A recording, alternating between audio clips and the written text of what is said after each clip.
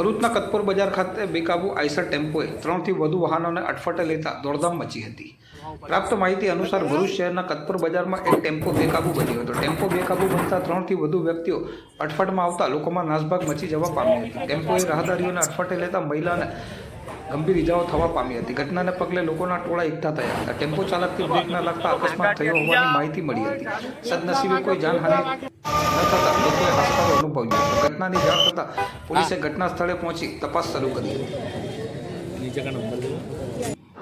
આજ રોજ તારીખ 23/11/2024 અને શનિવારના રોજ સાંજના 7 કલાકે ભરૂચના કટોપોર બજાર ખાતે એક ધનિયાણી ગામના ફરજાના બેન હતા, જેઓ શોપિંગ કરવા આવેલા। અહીંયા એ બેન શોપિંગ કરવા જતા હતા અને દરવાજા પરથી દલાલ સ્કૂલ બાજુથી એક આઈસર ટેમ્પો જે ઓવરલોડ હતા, એમાં લાકડા કાપેલા હતા। ગફલતભરી ડ્રાઇવિંગના કારણે આ ફરજાના બેનને ટક્કર વાગતા એની ઉપર એના ટાયરો ફરી વળતા એમનું કરોડનું મોત નીપજેલું છે। બીજા અન્ય 2 વાહનોને પણ નુકસાન થયેલું છે। 1-2 લોકોને ઈજાઓ પણ પહોંચેલી છે।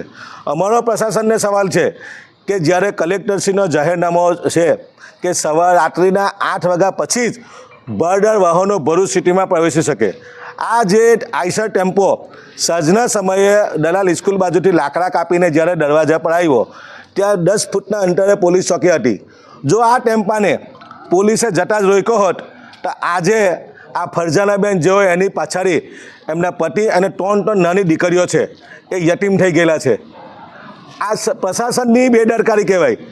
પ્રશાસને આ ટેમ્પો જ્યારે ગયો બજારમાં તો એને ડિટેન કેમ ના કર્યો?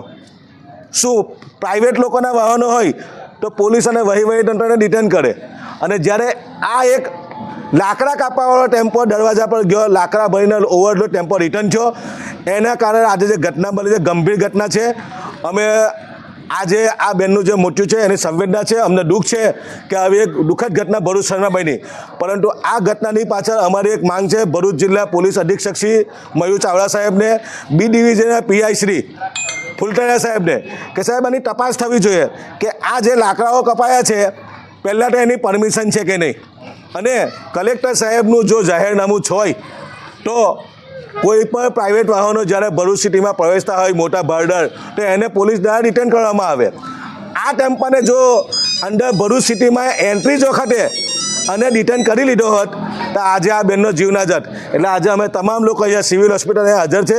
બેનનું પીએમ ચાલે। ફરી વખતે આ બેનનો જે મૃત્યુ થવાથી એમના 3 નાની દીકરીઓ છે એ યતીમ થઈ જાય। આ બેનનું મૃત્યુ એક બેદરકારીના કારણે થયેલું છે।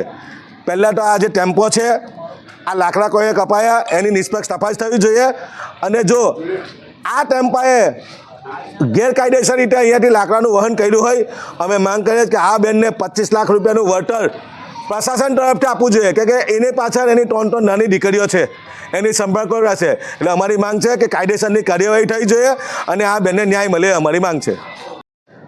આજે તારીખ 23 નવેમ્બર 2024 સાંજના 7 વાગ્યાના આસપાસના સુમારે કટોપોર બજાર દરવાજા પાસે એક આઈસર ટેમ્પો જે કલેક્ટરના જાહેરનામાના ભંગ કરીને જે એન્ટ્રી થયેલો છે ત્યાં કોઈ લાકડા કપાવેલા છે, ખબર નહીં નગરપાલિકાએ કપાવ્યા ત્યાં કોઈના કહેવાથી કાપ્યા લાકડા, એ લાકડા ગેરકાયદેસર ભરીને પરત ફરતા જે કયો દરવાજો કટોપોર બજાર સ્લોપ છે જે પોલીસ સ્ટેશનની સામે ત્યાં નીચે ઉતરતા એક ફરજાનાબેન ધન્યરીથી આવ્યા હતા કટોપોર બજારમાં શોપિંગ કરવા માટે, એમને અડફેટે લેતા એમનું કરુણ મોત થયેલું છે।